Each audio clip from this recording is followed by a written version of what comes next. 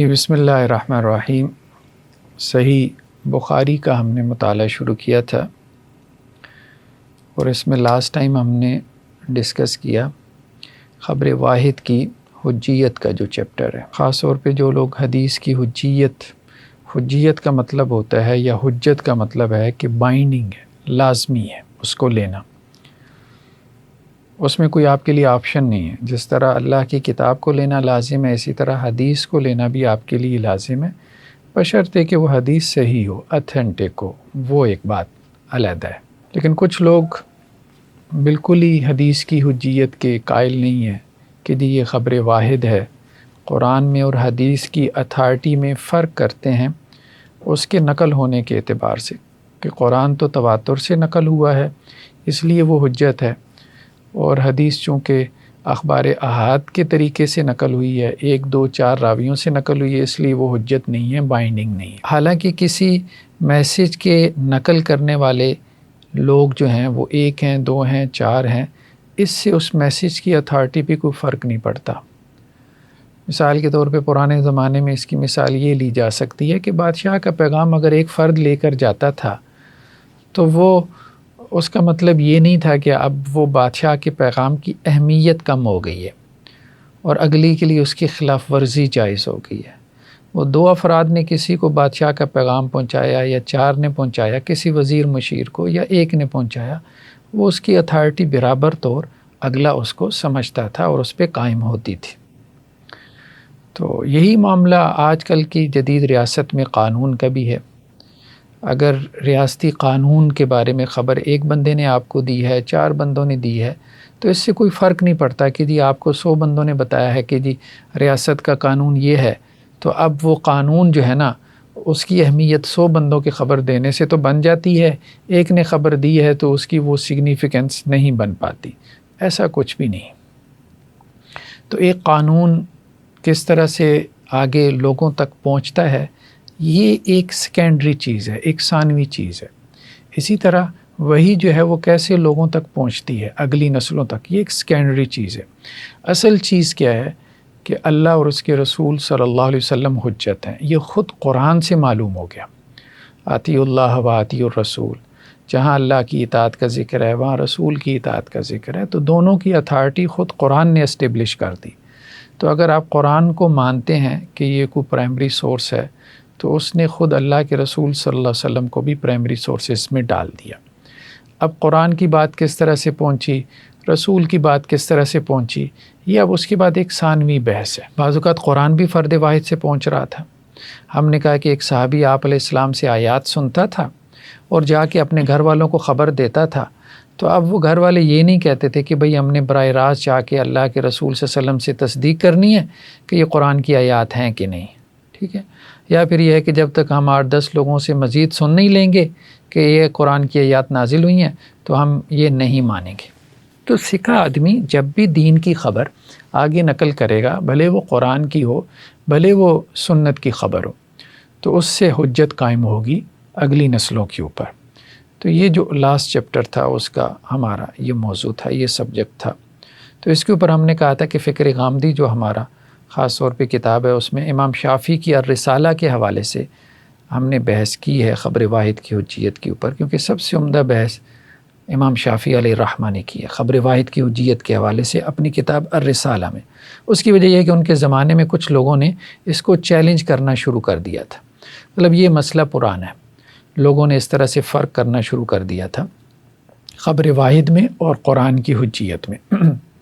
حالانکہ اس وقت تو ویسے بھی قریب تھے، درمیان میں 1-2 نسلوں کا فرق تھا، لیکن اس کے باوجود چونکہ بتی فرقوں کا ظہور ہو چکا تھا اور انہیں یہ لگتا تھا کہ ہمارے جو نظریات ہیں وہ اس وقت تک رائج نہیں ہو پائیں گے، کیونکہ جب وہ اپنے نقطہ نظر کو بیان کرتے تھے تو لوگ سامنے حدیث لے آتے، ٹھیک ہے، تو اب وہ کیا کر سکتے تھے، ظاہری بات ہے ان کی اتھارٹی تو وہ نہیں تھی جو رسول اللہ صلی اللہ علیہ وسلم کی تھی۔ تو اب انہیں آسان حل اس کا یہی لگا کہ اگر ہمیں اپنے نظریات کو رواج دینا ہے تو ہمیں خبر واحد کی حجیت کا انکار کرنا پڑے گا۔ تو قرآن میں تو وہ تعویل کے رستے پہ چلے گئے، کیونکہ قرآن میں عموم زیادہ تھا تو وہاں تعویل کے امکانات زیادہ تھے۔ حدیث چونکہ اسپیسیفک تھی تو وہاں جو ہے وہ تعویل کا امکان کم تھا، تو وہاں وہ تعویل کے رستے پہ نہیں چل سکے، تو انہوں نے انکار کا رستہ اپنا لیا۔ تو خیر بہرحال اس کو امام بخاری نے اسٹیبلش کیا ہے، لیکن بہت ساری روایات اور احادیث ایسی ہیں کہ جن سے خبر واحد کی حجیت جو ہے وہ امام بخاری کی روایت کردہ احادیث سے بھی زیادہ اچھے سے ثابت ہو سکتی ہے، لیکن شاید اس وجہ سے کہ چونکہ وہ روایات امام بخاری کی صحت کے کرائٹیریا پہ پوری نہیں اترتی تھیں، تو اس لیے امام بخاری ان کو لے کر نہیں آئے۔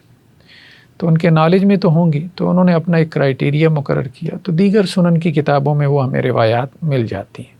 یعنی مسئلہ اتنا بھی آپ کہہ لیں کہ جی دلالت النص کا نہیں ہے، ٹھیک ہے، یا اشارت النص کا نہیں ہے کہ خبر واحد کی حجیت کو اشارے کے نائے سی ثابت ہو رہی ہے، بڑی صراحت سے بھی ثابت ہو رہی ہے، دیگر احادیث بہت واضح طور پہ بھی موجود ہے۔ لاسٹ ٹائم جو ہے نا وہ ہمارا ایک اور مسئلہ ڈسکس ہوا تھا۔ آج وہ جو نیکسٹ ہمارا چیپٹر ہے کتاب الاعتصام بالکتاب والسنہ، کہ کتاب و سنت کو مضبوطی سے تھامنے کا بیان، خبر واحد کی حجیت، اب اس کے بعد جو ہے وہ کتاب و سنت کا چیپٹر آ گیا۔ تو لاسٹ ٹائم ایک مسئلہ ہمارا ڈسکس ہوا تھا، تو کچھ لوگوں نے نیچے کمنٹس کیے ہوئے تھے، تو میں نے مناسب سمجھا کہ ہم اس کو وضاحت کر دیں۔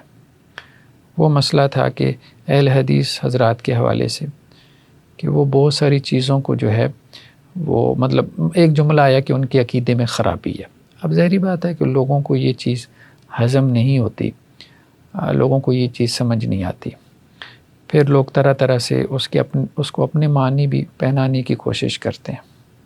تو کچھ لوگوں نے نیچے سوالات بھی کیے ہوئے تھے کہ آپ کیا ہیں، مطلب آپ کا کوئی اب اہل حدیث والا نقطہ نظر چینج ہو گیا، کیا ہو گیا؟ تو ایسا نہیں ہے، بہرحال ہاں شروع سے ہی ہماری جو پہچان ایک رہی ہے، یا آج بھی ہم یہی کہتے ہیں کہ عقیدے میں ہم سلفی ہیں، فقہ میں ہم اہل الحدیث ہیں۔ عقیدے میں ہم سلف کے منہج کے اوپر ہیں، اور سلف صالحین کا جو عقیدہ تھا، جو خیر القرون کا عقیدہ تھا اسماء و صفات میں، ہم اسی عقیدے کے اوپر ہیں۔ اور شروع سے جو ایک امام مالک اور ان کے شاگرد امام شافعی اور ان کے شاگرد امام احمد اور ان کے شاگردوں میں امام بخاری اور ان کے شاگردوں میں امام مسلم، جنہیں محدثین کی جماعت کہتے ہیں، تو ان کی جو فقہی آراء تھیں، یا ایک فقہی مکتب فکر اہل العصر کے نام سے وجود میں آیا، تو ہم اسی کو فالو کرنے والے ہیں، پھر اسی کو یہاں بر صغیر پاک و ہند کے اہل حدیث علماء نے ریوائیو کیا۔ تو یہ وضاحت مطلب ضروری ہے تاکہ لوگوں کو پتہ چلے کہ ہم ایک مطلب یہ نہیں کہ ہم کوئی سانپ کو لاکھوں سے گھبراتے ہیں، تو ہمارے خیال میں اس سے گھبرانے کی ضرورت نہیں ہے۔ ہاں باقی یہ ہے کہ کوئی بھی طبقہ جو ہے، کوئی بھی اسکول آف تھاٹ وہ معصوم نہیں ہے، انوسینٹ نہیں ہے۔ ہم یہی بات کہتے ہیں کہ آپ کسی بھی مکتب فکر سے تعلق رکھتے ہیں، آپ اہل حدیث ہیں، آپ دیوبندی ہیں، آپ بریلوی ہیں، اگر آپ اس مکتب فکر کی طرف اپنے آپ کو منسوب کرتے ہیں تو وہ 100% اس کو درست نہ سمجھے۔ اگر آپ 100% اس کو درست سمجھتے ہیں یا اس کی حمایت کرتے ہیں تو یہ آپ کے عقیدے کی خرابی ہے، کیونکہ آپ نے اس کو معصوم بنا دیا، آپ نے اس کو جو ہے وہ نبوت کے درجے پہ رکھ دیا ہے، ٹھیک ہے، یہ بہت بڑی خرابی ہے۔ ہاں آپ یہ کہہ سکتے ہیں کہ بھائی مجھے 80% ان سے اتفاق ہے، مجھے 90% ان سے اتفاق ہے، 10-20% آپ ان سے اختلاف رکھیں اور اس کا شائستہ انداز میں اس کا اظہار بھی کریں، اور پھر یہی چیز بنیاد بنے گی۔ ایک تو یہ کہ آپ کا عقیدہ پہلے ٹھیک ہوگا، جب عقیدہ ٹھیک ہوگا تو پھر آپ سیکٹیرینزم سے نکلیں گے۔ یہ جو یقینیت کی کیفیت ہوتی ہے کہ آپ اپنے آپ کو، اپنے مکتب فکر کو 100% ٹھیک سمجھتے ہیں اور ان کی ہر بات کی توجیہ کرنے کی کوشش کرتے ہیں اور ان پہ تنقید نہیں کرتے، یعنی 10% میں، 20% میں۔ اور ہمارے بھی جو کانٹینٹ موجود ہے ہمارے یوٹیوب پہ، تو اس پہ 10% سے زیادہ تنقید نہیں ہوگی اہل الحدیث حضرات پہ ہیں، اور باقیوں پہ تو کافی زیادہ ہے، بریلوی حضرات پہ بھی ہے، دیوبندی حضرات، لیکن ہے شائستہ انداز میں، اور وہ لوگ اتنا ویسے مائنڈ نہیں کرتے، لیکن یہ ہمارے اہل حدیث زیادہ مائنڈ کر جاتے ہیں۔ اس کی وجہ یہ ہے کہ یہاں ویسے قطعیت تو ہر جگہ ہی موجود ہے، لیکن ان کے یہاں ذرا زیادہ ہے، تو یہ اپنے آپ کو 100% درست ہے۔ یہ ہم کہہ رہے تھے کہ یہ عقیدے کی غلطی ہے۔ آپ اس کو ایک اور انداز سے یوں بھی سمجھیں کہ دین کے کچھ امور جو ہیں وہ قطعی ہیں اور کچھ ظنی ہیں۔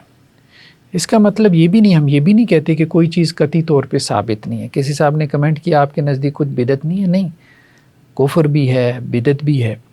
تو ایک انتہا تو یہ ہے کہ کفر اور بدعت ہے ہی نہیں، اور ایک انتہا یہ ہے کہ ہر دوسری چیز کو کفر بدعت بنایا ہوا ہے۔ ہم اصل میں دو ایکسٹریم سے بچانے کی بات کر رہے ہیں۔ تو کچھ امور دین کے اندر قطعی ہیں، کچھ ظنی ہیں۔ قطعی کا مطلب یہ ہے کہ سرٹن ہے، یہ چیز ہے اور قطعی طور پہ ثابت ہے، ٹھیک ہے۔ جیسے اللہ کے نبی صلی اللہ علیہ وسلم آخری نبی ہیں، ٹھیک ہے، تو سب کے نزدیک آخری نبی ہیں۔ اب کوئی اس کو نہیں مانتا تو وہ دینی امور میں ایک قطعی امر کا انکار کر رہا ہے، جو ختم نبوت کو نہیں مانتا، تو ہم یہ کہیں گے اس نے کفر کا ارتکاب کیا، جیسا کہ ہمارے ہاں قادیانی لوگ ہیں، قادیانی گروپ ہیں، تو وہ کفر کا ارتکاب کر رہے ہیں۔ تو اسی طرح جو ہے وہ بہت ساری بدعات، ان کا بدعت ہونا جو ہے وہ قطعی ہے۔ ایون کہ بریلویوں کے ہاں بھی بدعت کا تصور آپ کو مل جاتا ہے، مطلب کم از کم وہ بھی اہل تشیع کے ہاں کچھ رسوم و رواج ایسے ہیں کہ جن کو ہمارے بریلوی بھی بدعت کہہ رہے ہوتے ہیں۔ تو ایسا نہیں، ہر مکتب فکر کے ہاں کفر بدعت کا تصور موجود ہے، تو ہمارے ہاں بھی ہے۔ لیکن ہم صرف کہنا یہ چاہتے ہیں کہ جو قطعی امور ہیں تو قطعی امور میں کفر بدعت کا فتویٰ لگایا جائے، ظنی امور میں کفر بدعت کی طرف نہ جایا جائے، بلکہ اس میں آپ یہ کہیں کہ ہر مجتہد اجتہاد کرتا ہے اور اپنے نزدیک وہ ٹھیک ہوتا ہے، لیکن دوسرے کو مارجن دے۔ بس اتنی سی بات ہم نے کہی تھی کہ یہ نرمی ہمیں پیدا کرنی چاہیے۔ اس نرمی سے کیا ہوگا کہ دوسرے کے بارے میں ہمارے لیے ایکسیپٹنس پیدا ہوگی۔ تو اب بہت سے ظنی امور کو ہمارے ہاں اہل حدیث حضرات نے، بریلوی حضرات نے، دیوبندی حضرات نے کیا کیا، قطعی امور میں شامل کر لیا۔ یہ اصل میں نقطہ اختلاف ہے۔ اچھا، اس میں بھی اختلاف نہیں ہے کہ ایک مسئلہ آپ کے نزدیک قطعی ہو، میرے نزدیک قطعی ہو۔ اب مثال کے طور پہ ہم ایک بنیادی مسئلہ لے لیتے ہیں، توحید کا مسئلہ۔ توحید میں ایک مسئلہ اسماء و صفات کی توحید کا مسئلہ ہے، جو ابھی ہم نے تذکرہ کیا۔ اب یہ ایک بنیادی مسئلہ ہے۔ اب اسماء و صفات کی توحید جو ہے، اب میرے نزدیک اگر مجھ سے پوچھیں گے تو میں یہی کہوں گا بھائی یہ دین میں ایک قطعی امر ہے، ٹھیک ہے۔ اسماء و صفات کی توحید جو ہے یہ دین میں ایک قطعی امر کے طور پہ جو ہے وہ ثابت ہے۔ لیکن اگر دوسرے لوگ اس کو نہیں مان رہے، اسماء و صفات کی جو آیات ہیں ان کی تعویل کر رہے ہیں، تو مجھے ان کو مارجن دینا چاہیے۔ تو کہنے کا مقصد یہ ہے کہ جو قطعی امور ہیں، ایک تو یہ ہے کہ کچھ قطعیات ہیں، کچھ ظنیات ہیں، ٹھیک ہے، یعنی کچھ ایسے ہیں جو سب کے نزدیک قطعیات ہیں، کچھ ایسے ہیں جو سب کے نزدیک ظنیات ہیں، ٹھیک، اجتہادی مسائل ہیں، تو ان میں تو ویسے ہی مارجن دیں۔ اور ایک یہ ہے کہ جیسے کوئی ایک طبقہ فکر یہ کلیم کر رہا ہوتا ہے کہ یہ قطعی ہے، تو اس کے نزدیک وہ قطعی ہو سکتا ہے، لیکن فی نفس الامر وہ قطعی نہیں ہے، جب تک کہ سب اس کے قطعی ہونے پہ متفق نہ ہو، جسے ہم اجماع کہتے ہیں۔ تو توحید اسماء و صفات کے بارے میں اب ہمارے ہاں سلفی حضرات کا موقف یہ ہے کہ جی اجماع سے ثابت ہے کہ صحابہ تابعین نے تعویل نہیں کی، تو میں بھی تعویل کا قائل نہیں ہوں، ٹھیک ہے۔ اب کہنے کا مقصد یہ ہے کہ ہماری اور اہل حدیث کی اپروچ میں جو فرق ہے، اصل میں موقف کا فرق نہیں ہے ہمارا اور اہل حدیث کا، اپروچ کا، ایٹیچیوڈ اور رویے کا فرق ہے۔ یہ بات سمجھنے کی ضرورت ہے۔ توحید اسماء و صفات میں ہمارا بھی وہی موقف ہے جو کہ صحابہ تابعین کا تھا اہل حدیث کے بقول، یا جو اہل حدیث حضرات کا ہے، اور شاید سب سے زیادہ ہم نے ہی اس کے حق میں لکھا ہے مدلل انداز میں، ٹھیک ہے، اور دوسروں کے رد میں۔ اس لیے ایک جگہ ہم بیٹھے تھے نا، تو وہ میں نے کہا کہ جن کو آپ اہل بدعت کہتے ہیں، وہ اہل حدیث حضرات کی جو مجلس تھی، میں نے بھی کہا بلکہ ایک اور عالم نے اصل میں بات کہی، اہل حدیث عالم نے، کہ جن کو آپ لوگ اہل بدعت کہتے ہیں ان کے خلاف سب سے زیادہ اگر کسی نے لکھا ہے تو وہ یہ حافظ زبیر صاحب نے لکھا ہے، جن کو آپ جو ہے وہ منہج کے دائرے سے جو ہے وہ نکال رہے ہیں۔ مطلب آپ سب کا کام جو ہے، جس بدعتی کا آپ نام لیں گے کہ اس کی فکر جو ہے وہ سلف کے خلاف ہے، ان سب کے خلاف جو ہے وہ حضرات صوفیاء میں سے ہوں، یعنی نظریہ وحدت الوجود والے ہوں، وحدت الشہود والے ہوں، وہ جو ہے وہ مطلب خارجیت والے ہوں، ایکسٹریمزم والے ہوں، وہ اعتزال اور معتزلہ والے ہوں، ٹھیک ہے، وہ غامدی صاحب ہوں، مولانا وحید الدین خان ہوں، مطلب وہ کوئی مطلب نیم اٹ آپ جو بھی آپ نام لیں۔ تو ایک آدمی جو ہر بدعتی کے خلاف لکھ رہا ہے، ٹھیک ہے، تو اس کو کے منہج کو آپ نے مشکوک بنایا ہوا ہے، یعنی آپ سب کا لکھا ہوا اتنا نہیں ہے اہل بدعت کے خلاف جتنا اس کا لکھا ہوا ہے۔ تو یہ بات سمجھ میں نہیں آ رہی۔ کہنے کا مقصد یہ ہے کہ اصل بات یہ ہے کہ موقف کا فرق نہیں، موقف کا فرق نہیں، ہم بھی اس کو بدعت سمجھتے ہیں، اس لیے اس سے اختلاف کرتے ہیں، لیکن رویے کا فرق آ جاتا ہے۔ یہ جب ایک پوزیشن لیتے ہیں تو یہ کہتے ہیں کہ جی اب ان کی جو بدعت ہے نا، ایسی بدعت ہے کل ضلالۃ فی النار، کل بدعت ضلالہ کل ضلالۃ فی النار ہے۔ تو وہ اب اس کو آگ تک لے کے جائے گی۔ ہم یہ کہتے ہیں کہ نہیں، ہمیں یہ دیکھنا چاہیے کہ سامنے والا عالم ہے کہ نہیں ہے۔ اگر وہ عالم ہے، ٹھیک ہے، اور اپنے علم کی بنیاد پہ گفتگو کر رہا ہے، اخلاص کی بنیاد پہ گفتگو کر رہا ہے، تو اس کو تعویل کا مارجن دینا چاہیے۔ اس سے غلطی ہو سکتی ہے، ٹھیک ہے، وہ بھی انسان ہے۔ اور بلکہ ہم تو یہ بھی کہتے ہیں کہ یہ بھی سوچیں کہ ہو سکتا ہے کہ قیامت والے دن ہم ہی غلط نکل آئیں، ٹھیک ہے۔ اپنے طور پہ تو ہم نے یہ سمجھا ہے کہ بس ٹھیک ہے، کہ جو ہم سمجھ رہے ہیں کہ یہی ٹھیک ہے، دنیا میں تو ہم یہی سمجھ رہے ہیں نا، لیکن قطعی طور پہ یہی حق ہے، یہ تو اللہ کے ہاں ہی فیصلہ ہوگا نا۔ جیسے اللہ تعالیٰ نے کہا کہ قیامت والے دن اللہ تعالیٰ فیصلہ کریں گے کہ کیا قطعی حق۔ تو یہ چیز آپ کے اندر دوسروں کے لیے ایک ایکسیپٹنس پیدا کرتی ہے، اور سوسائٹی میں ایک ہارمنی پیدا ہوتی ہے، اور آپ اس عقیدے کی خرابی سے بھی نکلتے ہیں کہ آپ آل ان آل ہیں، یا مطلب یہاں کسی نے مہدی ہونے کا کلیم نہیں کیا ہوا، لیکن سب اپنے آپ کو مہدی سمجھ رہے ہیں، یعنی اللہ کی طرف سے ہم مہدی، ہدایت یافتہ ہیں، گائیڈڈ پرسن ہیں، ٹھیک ہے، ملہم الیہ ہیں، مطلب ہماری طرف یہ معنی اور مفاہیم الہام کیے گئے۔ ہمیں اس پوزیشن سے نکلنا چاہیے۔ کہنے کا مقصد اصل میں صرف یہی تھا۔ تو توحید اسماء و صفات میں بھی ہم اسی موقف کے حامل ہیں جو اہل حدیث حضرات کا ہے، لیکن بڑے بڑے محدثین اب جو ہے وہ اشاعرہ تھے، ماتریدیہ تھے، مثال کے طور پر ابن حجر، امام نووی، وہ اب خطیب بغدادی سے شروع ہو جائیں، اسی طرح لمبی چوڑی فہرست آپ کو مل جاتی ہے، ہاں، امام بہقی وغیرہ۔ تو یہ لوگ تعویل کہیں نہ کہیں کر جاتے تھے، ایون کہ وہ پھر سلف کی طرف بھی تعویل کی نسبت کرتے ہیں۔ حضرت عبداللہ ابن عباس رضی اللہ عنہ سے کرسی کے بارے میں مروی ہے کہ انہوں نے اس کی تشریح علم سے کر دی، مجاہد سے، سفیان ثوری سے، اور مطلب ضحاک سے، اور مطلب لوگوں سے تعویلات مروی ہیں۔ لیکن اب مسئلہ یہ ہے کہ سلفی حضرات اس کی اور تعویل کرتے ہیں، وہ کہتے ہیں کہ یہ تعویلات یا تو سند سے ثابت نہیں ہیں، یا اگر سند سے ثابت ہیں تو ان سے دوسرے اقوال بھی مروی ہیں جو زیادہ قوی ہیں، ترجیح کی طرف چلے جاتے ہیں۔ یا پھر یہ مسئلہ ہے کہ جہاں انہوں نے تعویل کیا ہے وہاں مسئلہ صفات کا نہیں تھا، وہاں مسئلہ کوئی اور تھا۔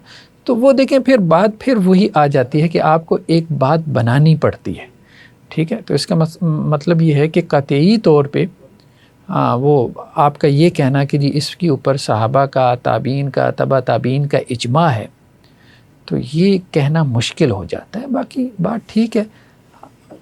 تو اصل میں مسئلہ یہاں پر یہ ہے کہ ہم اپنے رویے کو تھوڑا سا درست کریں، دوسرے کو مارجن دیں، اور دوسروں کو بھی یہی کہ ہم یہ کہتے ہیں، بریلوی دیوبندی حضرات کو بھی یہی کہتے ہیں کہ ان کو مارجن دیں۔ باقی یہ ہے کہ اب کوئی شرک ہو رہا ہے تو ظاہر بات ہے اس کو شرک کہنا چاہیے، ٹھیک ہے، کوئی بدعت ہو رہی ہے تو اس کو بدعت کہنا چاہیے، اصل بات یہی۔ لیکن اللہ کے ہاں اللہ اس کو کوئی مارجن دے دے تو یار مجھے کیا پتہ۔ اب توحید مجھے بتائیں یہود میں تھوڑی ہے، توحید بہت زیادہ ہے نا یہود کے اندر، لیکن اس کے باوجود مغضوب علیہم قوم ہے، یعنی جسے کہتے ہیں مغضوب علیہم، ان کو کہتے ہیں جو جانتے بوجھتے گمراہ ہو گئے، تو رات پڑھتے پڑھاتے تھے، سارا کچھ کرتے تھے۔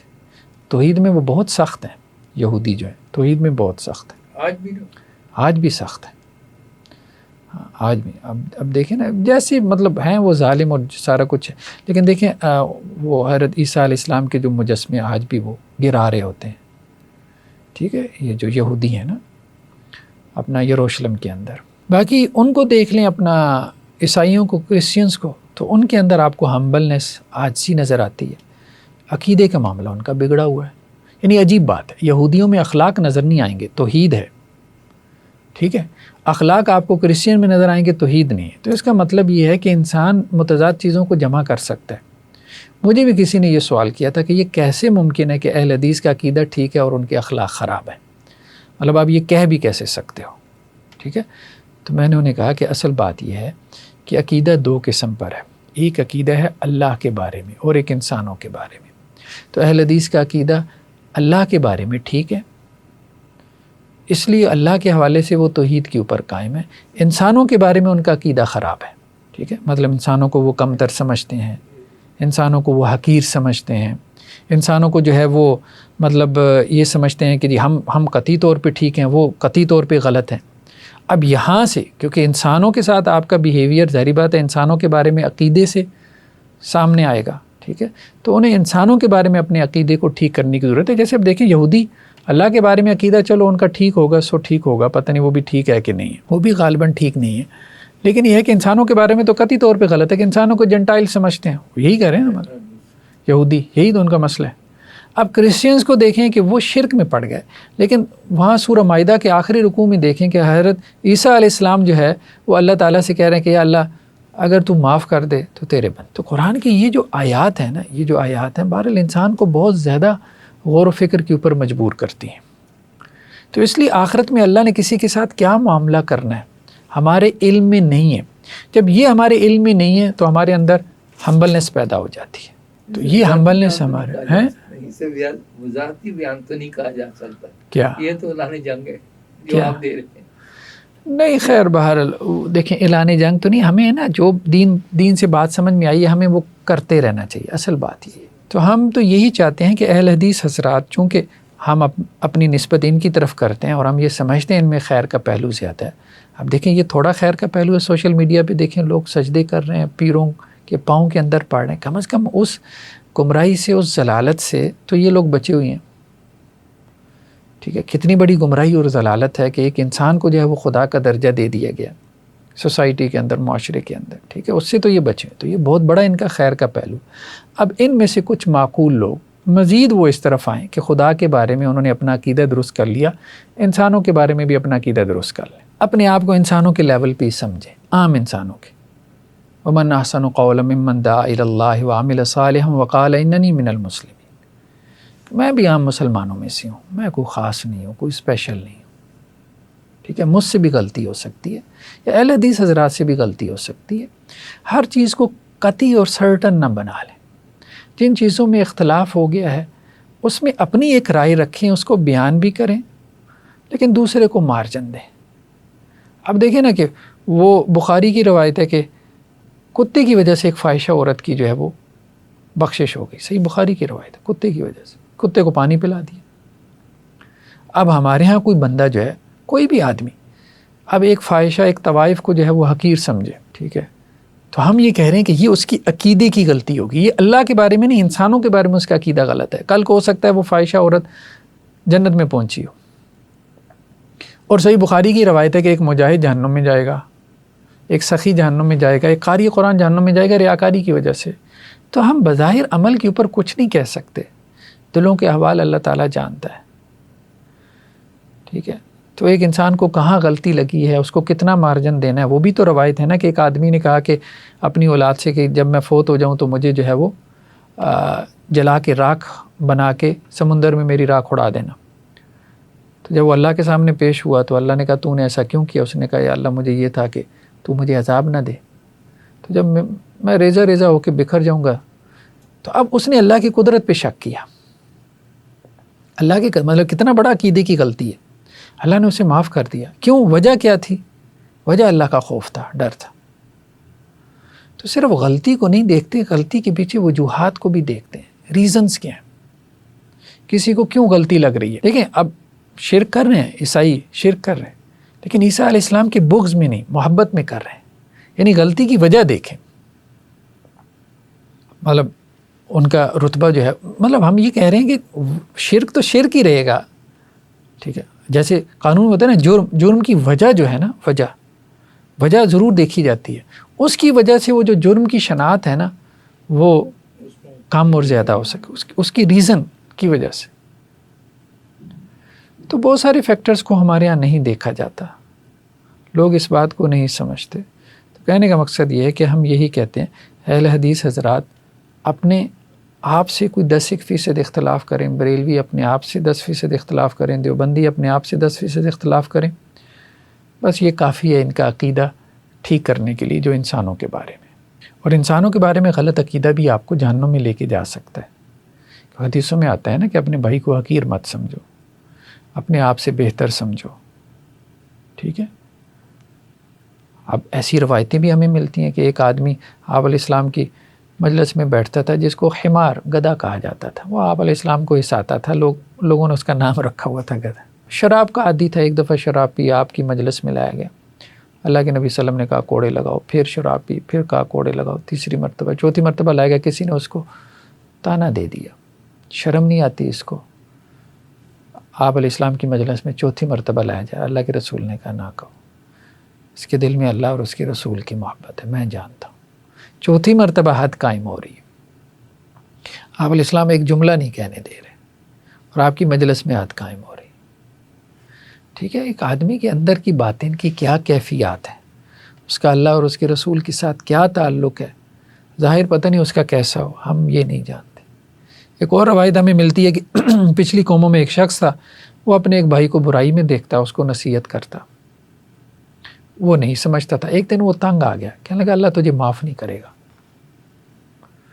اور جب دونوں کی وفات ہوئی اللہ نے اس کو معاف کر دیا جو برائی میں مبتلا تھا، یہ بھی صحیح روایت ہے، اور جس نے کہا تھا کہ اللہ تجھے اس کو اللہ نے جہنم میں ڈال دیا۔ تو میرا اختیار تیرے ہاتھ میں کیسے آ گیا؟ یعنی یہ تیرے عقیدے کی غلطی ہے، یہ تیرے عقیدے کی غلطی تھی کہ تو نے میرا اختیار اپنے ہاتھ میں لے لیا۔ یہ اختیار تو میرا تھا کسی کو معاف کرنا ہے کہ نہیں کرنا، تو کون ہوتا ہے یہ فیصلہ کرنے والا، یہ کہنے والا کہ میں فلاں کو معاف نہیں کروں گا۔ عمومی بات جو اللہ نے کہی ہے وہ ہم کہہ دیتے ہیں کہ اللہ تعالیٰ شرک کو معاف نہیں کرے گا۔ اب کس نے شرک کیا نہیں کیا، چلو ہم یہ بھی کہہ دیتے ہیں کہ یہ ہمیں لگ رہا ہے اس نے شرک کیا، اللہ کے ہاں اس کا کیا معاملہ ہے، اللہ ہی بہتر جانتا ہے۔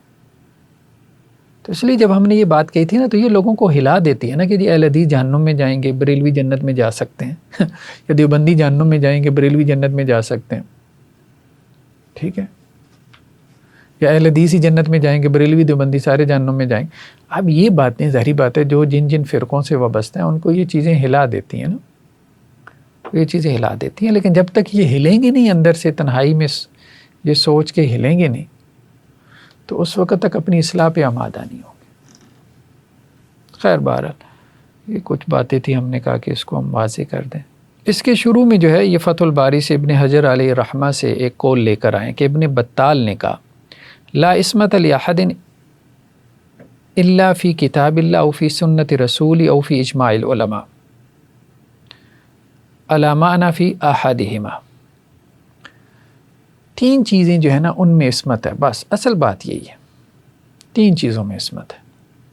معصوم تین چیزیں ہیں جس میں غلطی نہیں ہے، معصوم کا مطلب ہے، باقی ہر جگہ غلطی ہو سکتی ہے بھائی، وہی بات جو ابھی ہم کر رہے ہیں، تین جگہوں پہ غلطی نہیں ہو سکتی۔ ایک اللہ کی کتاب میں کوئی غلطی نہیں، دوسرا سنت رسول، اللہ کا رسول غلطی نہیں کرتا، اور تیسرا علماء کا اجماع۔ اب مسئلہ یہ ہے کہ کتاب اللہ کا کیا ہر آیت ایسی ہے کہ جس میں ایک ہی معنی ہو سکے؟ نہیں، بعض مقامات ایسے ہیں کہ جن میں کتاب اللہ، دیکھیں نا یہاں اجماع کا کیا مطلب ہے، اجماع العلماء علی معنی فی احدہما، یہ اجماع ہے۔ یہ جو آج کل انہوں نے خاص طور پہ ہمارے یہاں سلفی حضرات نے اجماع کی ایک ڈیفینیشن کی ہوئی ہے نا کہ سلف سے اس بارے میں کوئی قول مروی نہیں ہے تو اجماع ہو گیا، جی یہ کوئی اجماع نہیں ہے، بیکار کی بحث ہے، ٹھیک ہے۔ تو اس کو اجماع نہیں کہتے، اجماع کہتے ہیں کتاب اللہ کی کسی آیت کے اوپر کہ اس کا یہ معنی اور مفہوم ہے، تمام علماء کا اتفاق ہو جائے، سنت کے کسی معنی اور مفہوم پہ تمام علماء کا اتفاق ہو جائے، اور یہ زبان سے اظہار کے ذریعے ہو۔ اب یہ اجماع ناممکن ہے، ایک اعتبار سے کیا ہے، ناممکن ہے۔ امام شافعی نے پھر اس کا ایک رستہ نکالا، وہ رستہ انہوں نے یہ نکالا کہ وہ معنی اتنا واضح ہو کتاب و سنت کی اس آیت کا کہ آپ یہ کہیں کہ پوٹینشلی کوئی بھی عالم اس سے ڈس ایگری نہیں کرے گا، اگر آپ اس کے پاس وہ آیت یا وہ سنت لے کر جاؤ گے تو اس کا وہی معنی کرے گا، یعنی اتنا وہ صریح ہے۔ جیسے اللہ تعالیٰ نے کہا کہ الزانیۃ والزانی فاجلدوا کل واحد منہما مئۃ جلدہ، زنا کرنے والا مرد عورت ان میں سے ہر ایک کو کتنے 100 کوڑے مارو۔ یہ 100 کوڑے اتنا واضح ہے، کسی بھی عالم سے پوچھو گے وہ میاں کا معنی 1000 نہیں کرے گا، 10 نہیں کرے گا، 70 نہیں کرے گا، 100 ہی کرے گا، واضح کلیئر۔ یہ اجماع ہے بیسیکلی کہ آیت خود اپنے معنی اور مفہوم میں، سنت خود اپنے معنی اور مفہوم میں اتنی واضح ہو، اتنی کلیئر ہو کہ کوئی صاحب عقل، کوئی عالم دین اس سے اختلاف نہ کر سکے۔ سر اس میں اجماع کی ضرورت پڑے گی؟ کس میں؟ جس میں معنی واضح ہو گئے۔ ہاں، اس میں اس لیے آپ کو کہنے کی ضرورت پڑے گی کہ جب کوئی سر پھیرا ایسا ہو کہ جو یہاں پہ بھی اختلاف کر لے تو آپ اسے کہو گے کہ یہ مقام اختلاف نہیں ہے، یہ مقام اختلاف نہیں ہے۔ آج ہم پڑھیں گے روسو کو جو ہے نا، فلاسفی کا جو ہمارا چیپٹر ہے، اس کا جو جنرل ول کا کانسیپٹ ہے نا، اس سے بات کافی کھلے گی۔ اور آج کا ہمارا لیکچر، بلکہ میں کہوں گا کہ جو ہماری یہ جو حدیث کا لیکچر سنتے ہیں نا، تو آج کا ہمارا فلاسفی کا لیکچر ضرور سنیں، اس میں یہ ساری بحثیں جو ہے نا وہ آ رہی ہیں ایک اور انداز کے اندر کہ اس کی ضرورت کیا ہے، کیسے جو ہے ویسٹرن سوسائٹی مذہب بیزار ہوئی اور آج لبرل ڈیموکریسی تک پہنچی، اور وہی کام ہمارے ہاں مذہبی طبقات کر رہے ہیں بدقسمتی سے، جس کا نتیجہ وہ نکل سکتا ہے جو ویسٹ میں نکلا۔ ٹھیک ہے، تو اس کو ایڈریس کرنے کی ضرورت ہے۔ تو کتاب اللہ اور سنت رسول، کتاب اللہ مطلب آیت ثابت ہو گئی، کوئی اختلاف نہیں ہے، ما بین دفتین قرآن ہے، ٹھیک ہے۔ اس کے معنی اور مفہوم میں اختلاف ہو سکتا ہے، ہاں ان مقامات میں نہیں ہو سکتا جہاں سب کا اتفاق۔ اب بعض اوقات اجماع کا دعویٰ ہوتا ہے نا، اب مثال کے طور پہ جیسے توحید اسماء و صفات کی ہم نے بات کی، سلفی حضرات یا اہل الحدیث حضرات یہ کہتے ہیں کہ جی صحابہ کا اجماع ہے، تابعین کا اجماع ہے، تبع تابعین کا اجماع ہے کہ صفات کو ان کے ظاہری معنی پہ باقی رکھنا ہے۔ اب دوسرے جو ہیں وہ صحابہ اور تابعین سے مثالیں لے آتے ہیں، یہ پھر ان کے اپنے معنی اور مفاہیم بیان کرتے ہیں۔ تو لیکن یہ ہے کہ ان کی بھی اپنی ایک کاوش ہے، ٹھیک ہے، کوشش کی ہے، ٹھیک ہے، ان لوگوں نے بھی کوشش کی ہے، ایک علمی تانا بانا جو ہے وہ بنا ہے۔ تو ان کی بات اس لحاظ سے معقول معلوم ہوتی ہے کہ میٹافر میں آپ داخل ہوں گے تو میٹافر ہر ایک کا اپنا ہوگا، آپ کسی ایک معنی تک پہنچ نہیں پاؤ گے، اس لیے آپ لغوی معنی تک محدود رہو اور اس کی کیفیت میں نہ پڑھو۔ باقی دوسرے لوگ، ایک طبقہ وہاں سے ایسا بھی نکلا جنہوں نے کہا کہ جی وہ جو آپ کہہ رہے ہیں نا کہ جی صفات کی تعویل نہیں کی صحابہ نے، تابعین نے، خیر القرون والوں نے، تو وہ کہتے ہیں یہ اصل میں تفویض تھی، معنی ہی بیان نہیں کیا، یہ نہیں کہ لغوی معنی بیان کیا، لغت کے اوپر جاری کیا، تو لوگوں نے اس کی وہ بھی تعویل کر لی کہ وہ در حقیقت تفویض تھی۔ تو کہنے کا مقصد ہے کہ مختلف رجحانات ہیں، ہم ایک رجحان کے قائل ہیں، ٹھیک ہے، ہم ایک رجحان کے قائل ہیں، ہمیں وہ رجحان جو ہے وہ سمجھ آتا ہے۔ آپ یہ سمجھتے ہیں کہ سارے ہی اہل سنت ہیں؟ ہاں دیکھیں، اہل سنت کا جو معنی اور مفہوم وہ کیا ہے، مثال کے طور پہ دیکھیں اہل سنت کے ٹرم سے آپ مراد کیا لیتے ہیں، اصل میں یہ بھی بڑی بات، آج ہم فلاسفی کے لیکچر میں یہی پڑھیں گے کہ آزادی کا معنی سب نے اپنا لیا ہوا ہے، ٹھیک ہے، مساوات کا معنی ہی اپنا ہے، ٹھیک ہے، تو وہ جو بیسک ویلیوز ہوتی ہیں نا لوگ اپنے اپنے معنی لے لیتے ہیں۔ تو سب سے پہلے تو یہ بات کرنے سے پہلے ہمیں یہ معنی کرنا پڑتا ہے کہ اہل سنت سے مراد کیا آپ کی۔ تو اہل سنت سے مراد اگر تو فرقہ ناجیہ ہے تو اشاعرہ ماتریدیہ بھی اس میں ہے، بالکل ہے اس میں، آپ اس کو باہر نکال دیں گے تو آپ آدھی سے زیادہ امت کو جہنم میں بھیج رہے ہیں، ٹھیک ہے۔ ہاں اگر آپ کی اہل سنت سے مراد یہ ہے کہ جو شیعہ کے مقابلے میں سنی شیعہ ایک اصطلاح ہے، تو اس میں بھی یہ لوگ شامل ہیں۔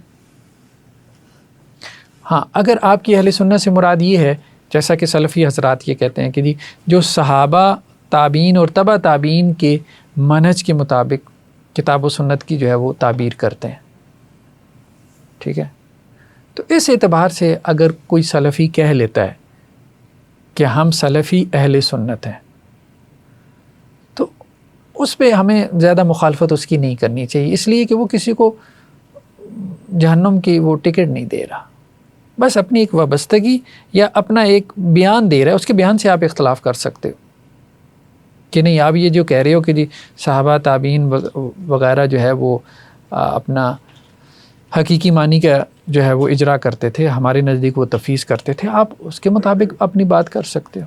آپ یہ کہہ سکتے ہو کہ حقیقت میں ہم سلفی ہیں، جیسے اب انہوں نے کہا کہ اصل تو حنفی ہم ہیں، یہ صاحب کتاب نے کہا ہے نا، ہم نے پڑھا تھا، امام ابو حنیفہ کے اصل پیروکار تو ہم ہیں، یہ اہل حدیث حضرات کہتے ہیں، کیونکہ وہ یہ کہتے تھے کہ جی میرا قول جو ہے وہ ہاں حدیث کے خلاف آ جائے تو دیوار پہ مار دو، تو اصل تو ہم امام ابو حنیفہ کی منہج کے اوپر، تو وہ اس معنی میں وہ بھی یہ کلیم کر سکتے ہیں، آپ بھی یہ کلیم کر سکتے ہیں، بس وہ چلتے رہنا ہے، کہنے کا مقصد یہ اس میں کسی کو منع نہ کریں، نہ سلفی حضرات کو نہ ان کو منع کریں، بس دلیل کی بنیاد پہ شائستہ انداز میں گفتگو ہوتی رہے۔ فرقہ ناجیہ میں جو آپ نے کہا کہ یوں تو پھر سارے جہنم میں چلے جائیں گے، کہ اب یہ اہل حدیث حضرات کا یہ کہنا ہوتا ہے کہ کیا یہ دلیل ہے اس بات کی کہ یعنی اکثر لوگوں کا پھر جہنم میں جانا، کیا یہ ان اٹ سیلف کوئی دلیل ہے؟ نہیں، یہ کوئی دلیل نہیں ہے، ہم یہ بات نہیں کر رہے کہ یہ کوئی دلیل ہے۔ مسئلہ یہ ہے کہ آپ ہی حق پر ہیں، مسئلہ یہ آپ ہی حق پر ہیں یا آپ ہی کا موقف حق ہے، اس کی دلیل کیا ہے، اصل بات یہ، ٹھیک ہے۔ اگر تو آپ نبی کی پوزیشن پر ہیں تو نبی تو ہمیشہ حق پر۔ دیکھیں اب مسئلہ انٹرپریٹیشن کا ہے نا، اگلا کوئی قرآن کا انکار نہیں کر رہا، نہ سنت کا انکار کر رہا ہے، قرآن کی آیت کی انٹرپریٹیشن پہ اختلاف ہو گیا۔ آپ نے کہا کہ جی اسماء و صفات کی آیات کا یہ معنی ہے، دوسروں نے کہا یہ معنی ہے، تو آپ اپنی جگہ پہ ٹھیک ہیں، اللہ کے یہاں آپ کے لیے دوہرا اجر ہے اگر آپ صحیح رائے پر ہیں، اور دوسروں کے لیے سنگل اجر ہے۔ ہم تو یہ بات کرتے ہیں اس طرح سے بات، یعنی آپ کا درجہ جنت میں بڑھ جائے گا اگر آپ صحیح رائے پر ہیں، ہم یہ بات کرتے ہیں۔ دوسروں کا درجہ کم ہو جائے گا، یہ فرق لازماً پڑے گا، یہ فرق پڑے گا، ٹھیک ہے، کیونکہ جو مجتہد مصیب ہے اس کے لیے 2 گنا اجر ہے۔ اس لیے ہمیں محنت کرنی ہے کہ ہمارا اجتہاد صحیح ہو، لیکن اگر وہ غلط بھی ہو گیا تو 1 گنا اجر ہے۔ ہاں اب میں ہی ٹھیک ہوں، ٹھیک ایک ہے، یہ بات تو طے ہو گئی، ایک ٹھیک ہے توحید اسماء و صفات میں ایک، لیکن اب میں ہی ٹھیک ہوں، یہ کیسے طے ہوگا؟ یہ تو آخرت میں ہی طے ہوگا نا۔ ہاں میں اپنے آپ کو ٹھیک سمجھتا ہوں، یہ میرا رائٹ ہے، کوئی بھی اپنے آپ کو غلط نہیں سمجھتا، اگر غلط سمجھ کے ایک رائے کا اظہار کرے گا تو اپنے ساتھ خیانت کرے گا، اپنے دین کے ساتھ بھی خیانت کرے گا، منافقت کرے گا۔ تو ہر مجتہد اپنے نزدیک ٹھیک ہوتا ہے، مصیب ہی ہوتا ہے، تو وہ اس نے اپنے آپ کو مصیب ہی سمجھنا ہے، اس نے اپنے آپ کو غلط نہیں سمجھنا۔ لیکن دوسرا ٹھیک ہو سکتا ہے، ہاں ہو سکتا ہے، اس لیے کہ وہ نبی نہیں ہے کہ وہ کہے کہ نہیں میں ہی ٹھیک ہوں۔ ہاں اب یہ ہے کہ استدلال کرتے ہیں، پھر استدلال کا تانا کہ جی ہم جو معنی مفہوم بیان کر رہے ہیں یہ سارے صحابہ کا تھا، سارے صحابہ نے وہ معنی مفہوم بیان ہی نہیں کیا۔ اب وہ کہتے ہیں کہ جی بات تو ٹھیک ہے سارے صحابہ نے نہیں بیان کیا، لیکن کسی صحابی نے اختلاف نہیں کیا۔ اب مسئلہ یہ کہ اگلی مثال لے آتے ہیں اختلاف کی بھی۔ بات یہ کہ کتنے صحابہ تھے جو اپنی رائے کا اظہار کرنے والے تھے یا جن کی رائے ہم تک پہنچی ہیں تفسیر کے معاملے میں، 10-12۔ تابعین بھی کتنے ہیں، 20-22۔ تو اتنے نمبرز کے اوپر جو ہے نا وہ آپ کا سارا وہ استدلال چل رہا ہے اتنے لوگوں کے اوپر، اور اس میں بھی اختلاف نکل آتا ہے، اس میں بھی پھر آپ کو ایک تانا بانا جو ہے وہ بننا پڑتا ہے۔ ٹھیک ہے آپ بنیں، اگلے بھی بن رہے ہیں، اگلے بھی اسی طرح سے ہی بن رہے ہیں، ہم یہ نہیں کہہ رہے کہ ان کے پاس کوئی قطعی جو ہے وہ دلیل ہے یا امر ہے۔ اور یہ ایک عالم کا ذہن ایک عالم کا ذہن ہے، آپ اس کے ذہن کو پابند نہیں کر سکتے کہ میری طرح سوچے۔ اب یہ جو آیت ہے اللہ نور السماوات والارض، ٹھیک ہے، اب ٹھیک ہے عبداللہ ابن عباس رضی اللہ عنہ سے مل جاتا ہے منور السماوات والارض، زمین و آسمان کو منور کرنے والا ہے، لیکن اللہ نے منور کا لفظ تو نہیں استعمال کیا۔ اللہ نے تو اللہ نور السماوات والارض، لفظ اللہ مبتدا ہے، نور السماوات والارض اس کی خبر ہے، ٹھیک ہے۔ اب اس سے جو اس کی انڈرسٹینڈنگ ڈیولپ ہو رہی ہے، دیکھیں ایک ہے شعوری معنی، وہ جو شعور میں جا رہا ہے،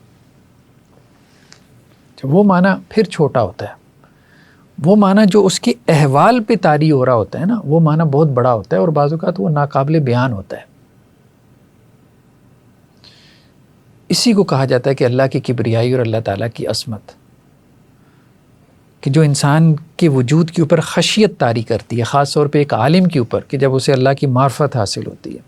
احوالی معنی تو وہ بیان ہی نہیں کر سکتا، وہ الفاظ کا انتخاب کرے گا تو فتویٰ لگ جائے گا، ٹھیک ہے۔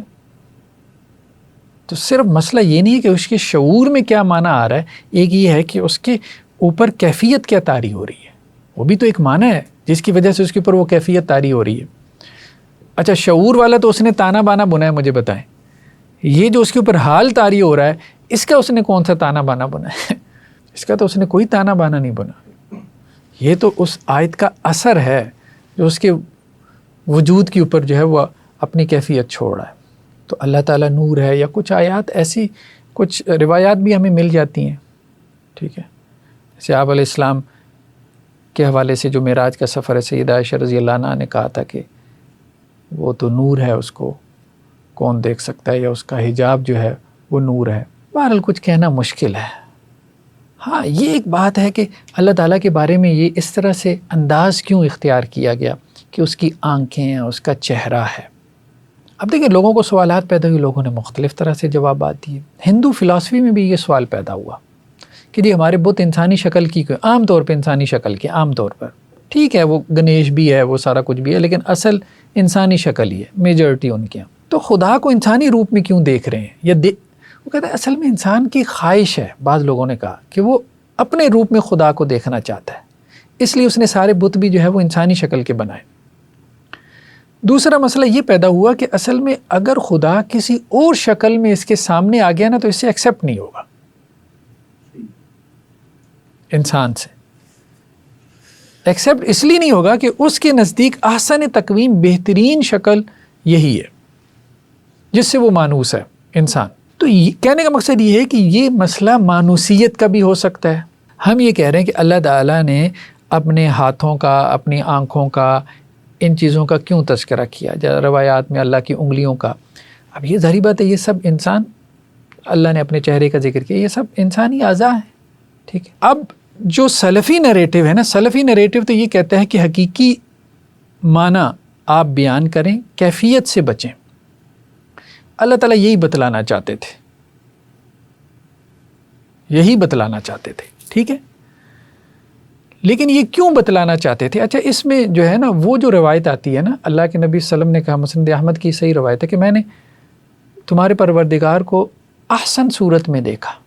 میں نے تمہارے پروردگار کو خواب میں احسن صورت میں دیکھا، خواب میں دیکھا آپ علیہ السلام. اور اس میں یہ بھی ہے کہ اللہ تعالیٰ نے اپنا ہاتھ میرے یہاں پیچھے رکھا اور میں نے اس کی ٹھنڈک اپنے سینے میں محسوس کی. تو یہاں پہ بھی وہ سارا معاملہ کیا ہے؟ یہاں پہ بھی جو احسن صورت ہے وہ کیا ہے؟ انسانی صورت بظاہر جو روایت سے نظر آ رہا ہے. اور جو بھی سلف میں سے جن لوگوں نے بھی خدا کو دیکھا ہے خواب کے اندر، تو وہ انسانی صورت کی مثال بیان کرتے ہیں. اس پہ ابن تیمیہ نے ایک نقطہ بیان کیا، ہم یہ نہیں کہہ سکتے کہ خدا کی یہی صورت ہے حقیقی صورت، لیکن خدا جب اپنے بندے سے خوش ہو کے اس کے اوپر اپنا اظہار کرتا ہے تو وہ اس صورت میں کرتا ہے جس سے وہ مانوس ہے، کیونکہ مقصود یہ ہے کہ اس کی محبت اس کے ساتھ قائم رہے. اچھا اس کو بنیاد اگر بنائیں تو حقیقت ہم نہیں جانتے کہ خدا کیا ہے. یعنی خدا نے یہ جو اپنا تعارف کروایا کہ اللہ کے ہاتھ ہیں، اس کی آنکھیں ہیں، چہرہ، ہم حقیقت نہیں جانتے. لیکن ہاں ایک خدا نے کیوں کروایا ہے؟ اس لیے کہ ہم ایک بہترین صورت جس سے ہم مانوس ہیں وہ یہی ہے، اس لیے خدا نے جو ہے وہ اس سے کروایا. تو اب اس کو حقیقت سمجھ لینا. اب ہم اس کی طرف سے بات کر رہے ہیں، دوسرے فریق کی طرف سے بات کر رہے ہیں.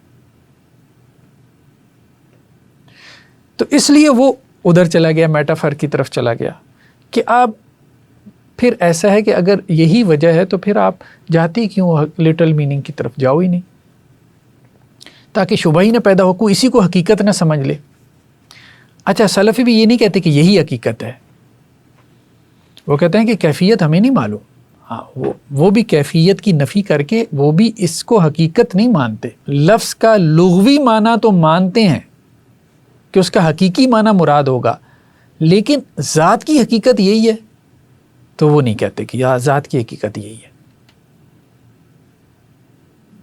کیونکہ بہت امکان ہے کہ مانوس کرنے کے لیے جو ہے وہ یہ بات بیان کی گئی ہو. لیکن یہ ہے کہ ٹیکسٹ کے اندر سینٹرلائزیشن قائم رکھنے کے لیے کہ لوگ خدا کے وجود کے حوالے سے بھی جو ہے نا طرح طرح کی باتیں کرنا نہ شروع کر دیں. ہمیں وہ میٹافر کی طرف نہیں جانا چاہیے. بنیادی مطلب یہ ہے کہ وہ قیاس اور انارکی سے بچانا چاہتے ہیں میننگ کے اندر. یہ نہیں کہتے کہ جیسے خدا کا ہاتھ ہے اور انسان کا ہاتھ ہے یہ برابر ہے، نہیں یہ نہیں کہتے، بالکل بھی نہیں کہتے. کچھ لوگوں نے ایسے ہی کہہ دیا یہ حاشوی ہے، مجسمہ ہے، فضول لوگ ہیں، وہ بہت ہی سطحی ذہن ہے ان کا. سطحی بھی نہیں، گھٹیا ذہن کہنا چاہیے. سلفیوں کا یہ موقف نہیں ہے، کیونکہ سلفیوں کا اسٹینڈرڈ موقف وہی ہے جو ابن تیمیہ علیہ رحمہ نے پیش کیا، تو وہ بالکل اس کی طرف نہیں جاتے۔ ہاں وہ اصل میں انسانی ذہن کی تنگی کا ذکر کرتے ہیں، وہ یہ کہتے ہیں کہ انسانی ذہن یہ سوچ ہی نہیں سکتا کہ ایک چیز کا جسم نہیں اور اس کا وجود ہے، تو یہ انسانی ذہن کی تنگی ہے۔ عامی کے لیے یہی ہے کہ وہ جو اس کا ظاہری میننگ ہے وہی لے ہاتھ ہے، بس اللہ تعالیٰ کے آتے ہیں۔ ہاں مطلب ہم تو یہی کہتے ہیں نا، ہمیں تو یہ بات سمجھ آتی ہے کہ اسماء و صفات کا ظاہری معنی مراد لینا چاہیے، اس کی کیفیت ہم نہیں جانتے۔ اب خدا کیا ہے بھئی، قیامت والے دن اللہ کو دیکھ لیں گے، پتہ چل جائے گا کہ وہ کیا ہے کیا نہیں، لیکن مسئلہ پھر وہی ہے، خدا ہمارے سامنے جب ظاہر ہوگا تو ظاہری بات ہے کسی فارم کے اندر ہی ظاہر ہوگا نا، جیسے اللہ کے نبی صلی اللہ علیہ وسلم کا خدا کو ایسے دیکھو گے جیسے 14ویں رات کے چاند کو دیکھتے ہیں۔ اب پھر یہی ہے کہ جب آپ زیادہ سوچتے ہو تو پھر وہی آپ اس طرف چلے جاتے ہو کہ کیا مطلب یہ ہے کہ خدا مختلف فارمز میں اپنے آپ کو ظاہر کر سکتا ہے؟ اب یہ ایک سوال پیدا ہو، تو پھر اس کے باوجود یہ سوال رہ جائے گا کہ اگر وہ مختلف فارمز میں اپنے آپ کو ظاہر کر سکتا ہے تو وہ کسی فارم میں اپنے آپ کو ہمارے سامنے ظاہر کرے گا، تو اس کی حقیقت تک تو پھر بھی ہم نہیں پہنچ پائیں گے اس وقت بھی، جب ہم اس کو کسی فارم میں دیکھ رہے ہوں گے۔ جیسے فرشتے کے بارے میں یہ آتا ہے، یا چلے ہمارے لوگوں نے جنات کے بارے میں یہ بحث پیدا کر دی، مطلب جو چیز لائٹ سے بنی ہے نا، لائٹ اپنا جیسے وہ اپنی فارم بدل لیتی ہے، یہ ایک بات کچھ لوگ کہتے ہیں۔ تو خدا کے بارے میں بہت ساری بحثیں ایسی ہیں کہ قبل از وقت ہیں، بس ہمیں اس میں پڑھنا ہی نہیں چاہیے، بس جتنا بتا دیا کہ بس آمنا وصدقنا، ہم اس پہ ایمان لاتے ہیں، بس اتنی سی بات، زیادہ بحثوں میں نہ جائیں، میٹافر میں بھی زیادہ نہ جائیں، بس لغوی معنی بیان کر کے آگے۔ اصل بات یہ سلفی حضرات کی بات ٹھیک ہے کہ میٹافر کا دروازہ اس طرح سے اتنا زیادہ نہیں کھولا گیا جیسے بعد میں کھول لیا گیا، باقی یہی تھا کہ بھئی یہ معنی جو سمجھ میں آ رہے ہیں عام لغت کے مطابق لوگوں کو، بس ٹھیک ہے، قیامت والے دن معلوم ہو جائے گا۔ ایک عامی کا ذہن تو اتنا ہی ہے، ایک عام عرب بدو کا ذہن کتنا تھا، اس سے زیادہ تو نہیں تھا، اس سے بڑھ کے تو نہیں تھا۔ جی، پہلی روایت جو ہے الاعتصام بالکتاب والسنہ، اب اس میں ایک بات تو یہ بھی طے ہو گئی نا کہ 3 چیزیں ہیں اس میں، کتاب اللہ، سنت رسول اور اجماع بھی وہ جو ہاں مطلب کتاب و سنت کی کسی جو ہے وہ آیت یا کسی نص کی جو ہے وہ مفہوم کے اوپر ہو، اور وہ اجماع بھی اجماع سری، اجماع سکوتی کوئی حجت نہیں ہے، یہ ایسی لوگوں نے بنا لیا کہ چند علماء اپنی رائے کا اظہار کر دیں، باقی خاموش ہیں، تو گویا وہ بھی متفق ہیں۔ یہ کون سا اتفاق ہے؟ یہ کون سا اتفاق ہے؟ مجھے بتائیں، کوئی اتفاق نہیں۔ وہ کوئی نبی تھوڑے ہیں کہ ان کے لیے لازم تھا کہ اپنی رائے کا اظہار کرتے، مختلف فیکٹرز ہو سکتے ہیں۔ آج بھی لوگ مناسب نہیں سمجھتے ہر مسئلے میں اپنی رائے کا اظہار کریں، نہ کرتے ہیں۔ بعض مناسب نہیں سمجھتے، بعض کو موقع ہی نہیں ملتا، بعض کرتے ہیں تو آگے نقل نہیں ہوتی، بعض محدود حلقے میں کر دیتے ہیں، پبلکلی نہیں کرتے، مختلف فیکٹرز ہوتے ہیں۔ بعض کسی ڈر اور خوف کی وجہ سے نہیں کرتے کہ یہ رسپانس آئے گا، ٹھیک ہے۔ تو اجماع سکوتی کوئی اجماع نہیں، اجماع سری، اور اجماع سری ممکن نہیں ہے، یہ بات بھی ٹھیک ہے کہ سب اپنی رائے، سارے علماء اپنی رائے صراحت سے اس کا اظہار کریں، یہ تو صحابہ میں بھی پاسبل نہیں تھا، نہ ہوا ہے، ٹھیک ہے، نہ تابعین میں، نہ یہ ہوا ہی نہیں، اس لیے امام احمد بن حنبل نے کہہ دیا جس نے اجماع کا دعویٰ کیا وہ جھوٹا ہے، انہوں نے یہ کہہ دیا، بات ان کی ٹھیک تھی۔ پھر امام شافعی نے اس مسئلے کو اصل میں حل کیا، انہوں نے کہا کہ اصل بات یہ ہے کہ اجماع تو ہوتا پوٹینشلی ہے، بالفعل تو یہ ممکن نہیں ہے کہ نص کا معنی اور مفہوم اتنا واضح ہو کہ کسی کو اختلاف کی گنجائش نہ ہو، کسی صاحب عقل کو، اور جس نے جھلیاں مارنی ہیں وہ دیکھے، غلام احمد پرویز کو دیکھ لیں، وہ اس کو چھوڑ دیں بس، ٹھیک ہے۔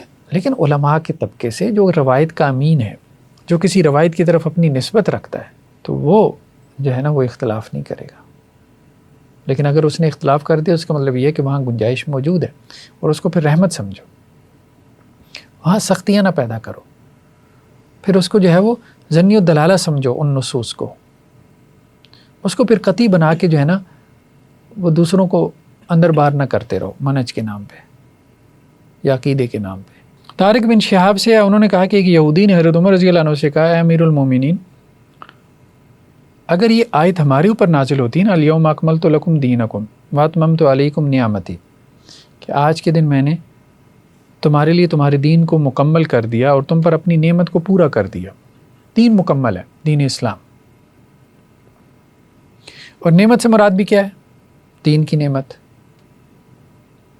تو یہودی نے کہا اگر ہمارے اوپر نازل ہوئی ہوتی تو ہم لاتخذنا ذالک الیوم عیدا، تو ہم اس دن کو عید بنا لیتے۔ یہ مطلب یہ بہت بڑی آیت ہے کہ اللہ نے تمہارا دین مکمل کر دیا،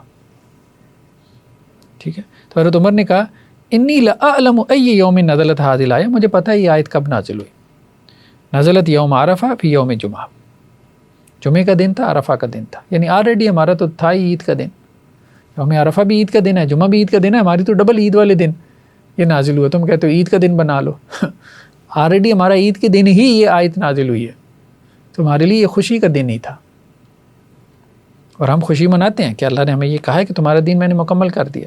تو دین مکمل ہے، دین مکمل ہے، ٹھیک ہے۔ لیکن اس میں ایک اہم بحث ہے۔ اب دیکھیں، ایک طریقہ تو قیاس کا طریقہ ہے، ہم کہتے ہیں کہ دین مکمل ہے، یعنی دین میں پرنسپلی کچھ چیزوں کا ذکر کر دیا گیا، ان کی علتیں بیان کر دی گئیں، اب قیامت تک جہاں جہاں وہ علتیں پائی جاتی ہیں آپ کیا کرتے ہیں؟ ان علتوں کی بنیاد پہ احکامات ٹرانسفر کرتے ہیں۔ اچھا، اس کے اوپر تو ہمارے ہاں طبقہ فقہا نے زور دیا، اور ٹھیک ہے وہ اچھا دیا، لیکن دوسری جو سائڈ تھی نا اس پہ ہمارے ہاں زور نہیں دیا گیا، جس کی وجہ سے یہ توازن قائم نہیں رہ پایا، اور وہ تھا معفون، دین مکمل ہو گیا، اور آگے روایتیں آ رہی ہیں کچھ چیزیں جان بوجھ کے چھوڑ دی گئیں، جان بوجھ کے چھوڑ دی گئیں، اور جب سوال پوچھا جاتا تھا تو ڈانٹ دیا جاتا تھا، جھڑک دیا جاتا تھا، کیوں پوچھ رہے ہو؟ کیا اللہ کو نہیں پتا کہ اس نے یہ چیز بیان کرنی ہے کہ نہیں؟ رسول کو نہیں پتا؟ لیکن لوگوں نے نہیں فائدہ اٹھایا اس سے، وہ بیسیکلی درمیان میں مارجن دیا گیا تھا، اس مارجن کو لوگوں نے لیا نہیں۔ تو معفون عنہ کا جو دائرہ ہے نا، جس طرح قیاس کا جو دائرہ ہے، اسی طرح معفون عنہ کا جو دائرہ ہے، اس کو بھی اسی طرح سے بیان کرنے کی ضرورت ہے جیسے قیاس کے دائرے کو ہم بیان کرتے ہیں، پھر جا کے توازن پیدا ہوگا اور یہ دین آپ کے لیے رحمت بنے گا۔ ہمارے یہاں بہت بڑا دائرہ ایک معفون عنہ کا ہے، شریعت نے، اللہ اور اس کے رسول نے اس سے درگزر کر دیا، ہم اس کے بس حل تلاش کرتے پھر رہے ہوتے ہیں کہ کسی سے اس کو حرام بنا دے۔ وہ حرام بنانے کی جو ایک مشقت میں لگے ہیں ہمارے جو ہے مفتی صاحبان، وہ ایک خام خواہ کی مشقت ہے جس میں وہ لوگوں کو ڈالنے میں جا رہے ہیں، اور بہت ساری ایسی چیزیں ہیں۔ اب اس میں گنجائش ہے، کہنے کا مقصد یہ ہے، اس گنجائش کو ہم خام خواہ جو ہے اس میں لے کر جائیں۔ حضرت انس بن مالک سے ہے کہ انہوں نے حضرت عمر رضی اللہ عنہ سے سنا، ٹھیک ہے، جو انہوں نے وہ خطبہ جو حضرت عمر رضی اللہ عنہ نے آپ علیہ السلام کی وفات کے اگلے دن دیا، جبکہ مسلمانوں نے حضرت ابو بکر کی بیعت کی تھی، تو حضرت عمر منبر رسول پر بیٹھے، ٹھیک ہے، اور انہوں نے جو ہے وہ خطبہ پڑھا، یعنی پہلے تشہد پڑھا، اور پھر کہا کہ دیکھو اللہ تعالیٰ نے اپنے رسول کے لیے وہ چیز پسند کی جو اس کے پاس تھی، یعنی آخرت کو اللہ نے اپنے رسول کے لیے پسند کر لیا، تو اللہ تعالیٰ اپنے رسول کو لے گئے۔ وَهَذَا الْكِتَابُ الَّذِي هَدَى اللَّهُ بِهِ رَسُولَكُمْ فَخُذُوا بِهِ، یہ کتاب ہے جس کے ذریعے اللہ نے تمہارے رسول کو ہدایت دی، اس کتاب کو پکڑ لو تہتدوا، تم ہدایت پا جاؤ گے۔ وَإِنَّمَا هَدَى اللَّهُ بِهِ رَسُولَهُ، اللہ تعالیٰ نے اپنے رسول کو بھی اس کے ذریعے ہدایت دی، بہت بڑی بات ہے۔ اب لوگ کتاب کو کوئی سمجھتے نہیں ہیں، کہتے ہیں جی 1000 آیات بینات ایک طرف، سلف کا قول ایک طرف، تو 1000 آیات بینات، آیات نہیں، آیات بینات کو ہم سائڈ پہ کر دیں گے اگر وہ سلف کے قول کے خلاف ہوں گی۔ یہ بہت بڑی عقیدے کی خرابی ہے، یعنی قرآن کا درجہ گرا دیا اور سلف کو قرآن سے اور اللہ سے اوپر بٹھا دیا۔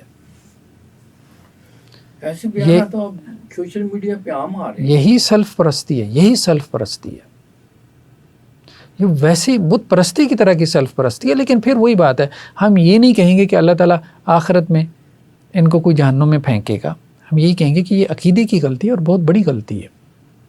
ویسی غلطی ہے جس میں بریلوی مبتلا ہے, ویسی شرک کی غلطی ہے.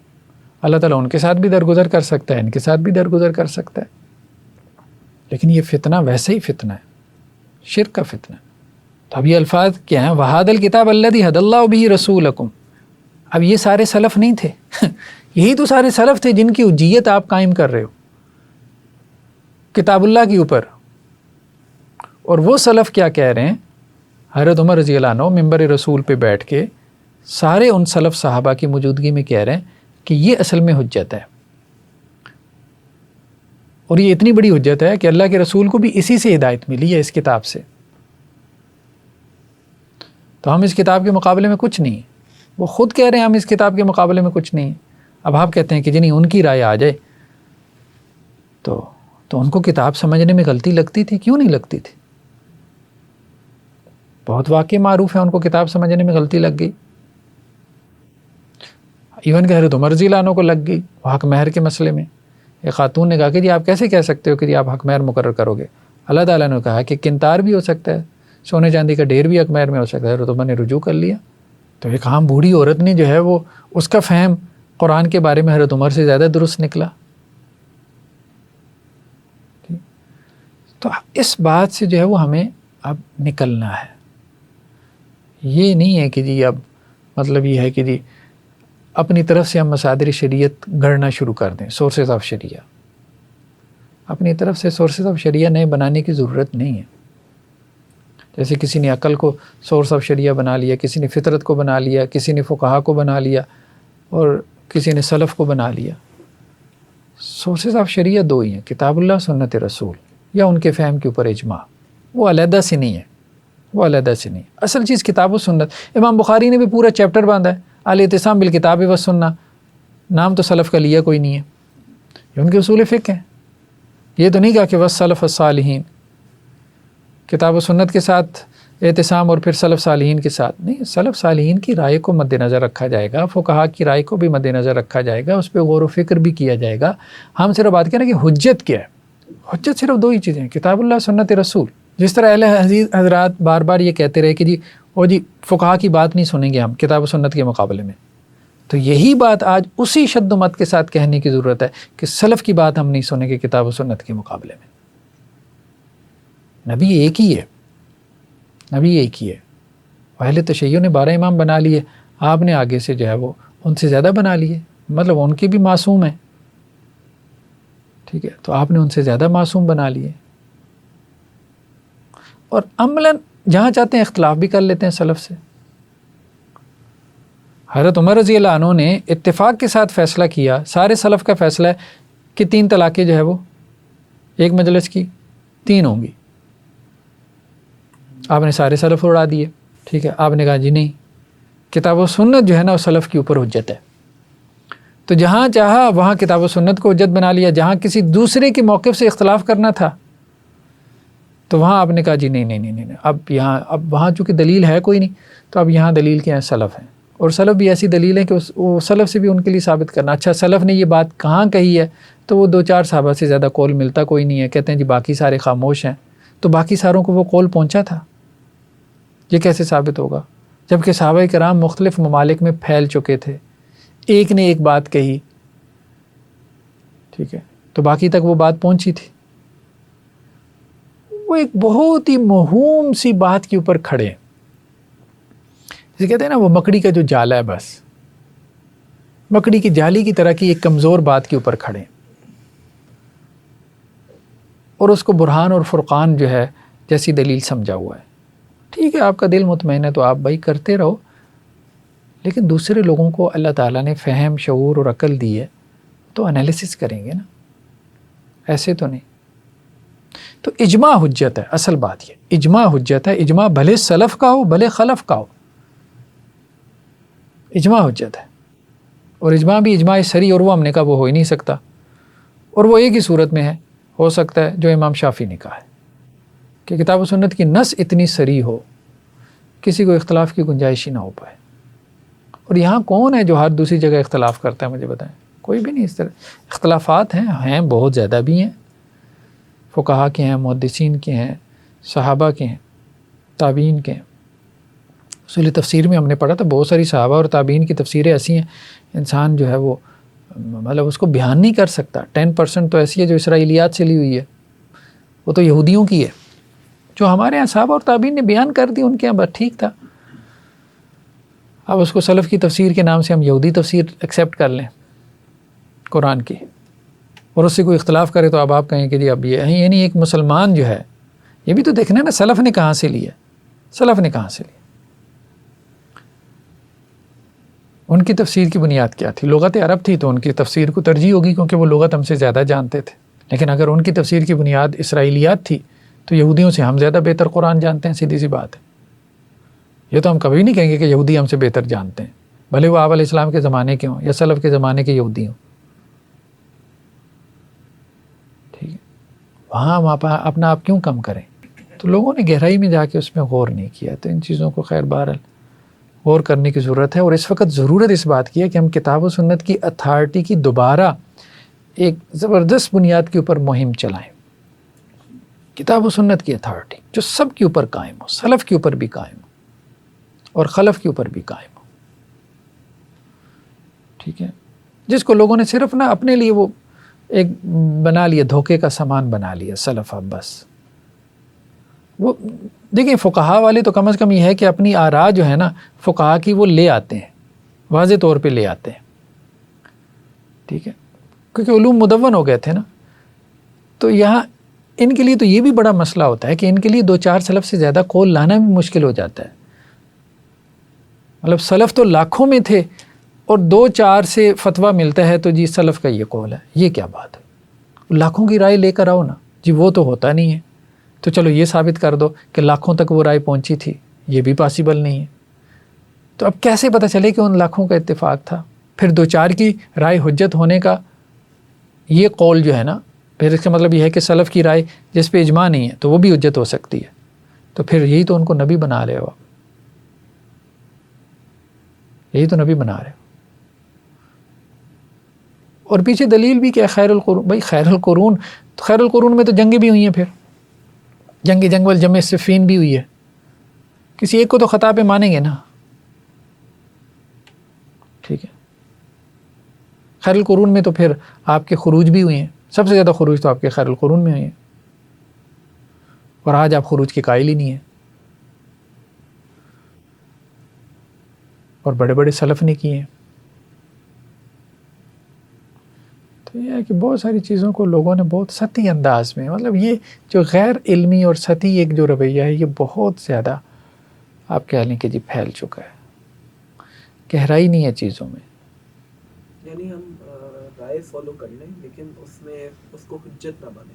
ہاں، اب ویسے یہ جو مقلدین حضرات ہیں وہ لوگ اس کو حجت تو نہیں مانتے. اب وہ تو اسی کے برابر کہتے ہیں کہ اگر کوئی امام شافعی کا فالوور ہے اگر وہ اس پہ چل رہا ہے تو اس کے لیے ٹھیک ہے. ہاں، تو یہ ہم یہ کہتے ہیں کہ دیکھیں آپ سلف کی رائے کے پیچھے چلتے ہیں تو چل لیں، کوئی مسئلہ نہیں ہے کہ آپ صحابہ کی رائے کے پیچھے چل رہے ہیں. لیکن کیا وہ کتاب و سنت کی طرح حجت ہے؟ نہیں، فہم ہے، اس سے اختلاف جائز ہے. ہم اصل میں یہ بات کر رہے ہیں کیا اس کو پڑھنا پڑھانا؟ بھائی پڑھنا پڑھانا چاہیے. ہم بھی تفسیر میں پڑھتے ہیں صحابہ کی تفسیر کیا تھی، تابعین کی کیا تھی. لیکن آج کیا کوئی نئی تفسیر نہیں کر سکتا؟ بالکل کر سکتا ہے، بالکل کر سکتا ہے. اور سب نے کی ہے، وہ خود بھی کر رہے ہوتے ہیں. اصل بات یہ ہے خود بھی کر رہے ہوتے ہیں. پوری تبری کس نے پڑھی ہوتی ہے؟ اکثر و بیشتر میں خود دیکھتا ہوں تو تفاسیر کا مطالعہ کرتا ہوں، ساری نئی نئی تفسیریں کر رہے ہوتے ہیں. اور کئی اہل حدیث علماء کو میں نے دیکھا ہے جنہوں نے تفاسیر قرآن لکھی ہیں وہ سلف سے اختلاف کر رہے ہوتے ہیں.